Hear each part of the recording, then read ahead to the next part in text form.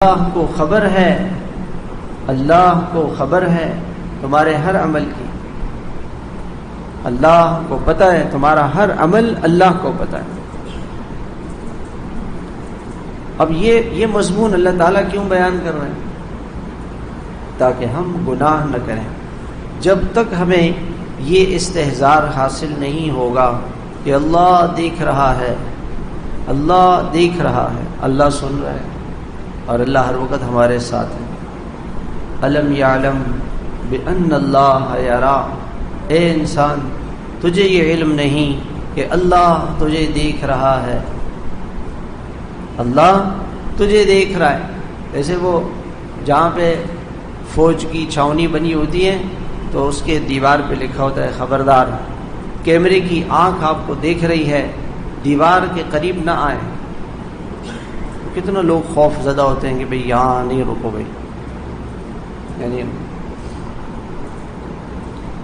وہ ہم لندن کے ایئرپورٹ پہ اترے نا، تو ایک جگہ ہمیں خالی نظر آئی تو ہم نے نماز وہاں ارادہ کیا کہ ساتھیوں نے صفحے بنائے ہم نماز پڑھیں، تو میں فوراً پولیس آ گئی، انہوں نے کہا نہیں یہاں نماز نہیں پڑھیں، وہ سامنے کمرہ بنا ہوا ہے کمرے میں جا کے نماز پڑھیں۔ اصل میں ہوتا یہ تھا کہ جب جماعتیں جاتی تھی نا اور جماعتیں وہاں ایئرپورٹ پہ نماز پڑھتی تھی، کتنے لوگ دیکھ دیکھ کے مسلمان ہو جاتے تھے، اور وہ کہتے تھے کہ تمہارے اس عمل سے ہمیں سکون ملتا ہے، ہمیں بڑا سکون ملتا ہے، جب ہم تمہاری نماز کو دیکھتے ہیں تو ہمیں سکون آ جاتا ہے صرف دیکھنے سے، اور ہم بھی ایسا کرنا چاہتے ہیں۔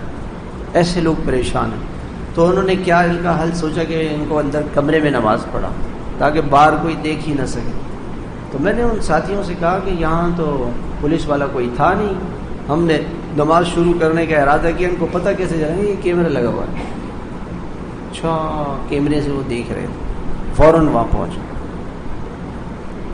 تو انسان جو بھی گناہ کر رہا ہے، اللہ تعالیٰ قیامت کے دن فرمائیں گے کہ دیکھو میں اس وقت موجود تھا جب آپ رات کی تنہائی میں خلوت کے اندر موبائل کے گناہ میں مشغول تھے، میں تمہارے ساتھ تھا۔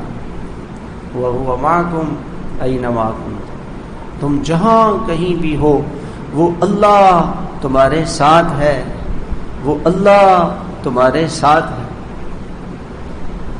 اللہ تمہارے ساتھ۔ مَا يَكُونُ مِن نَجْوَى ثَلَاثَةٍ إِلَّا هُوَ رَابِعُهُمْ، تم تین آدمی باتیں کرو چوتھا اللہ ہے، چوتھا اللہ ہے۔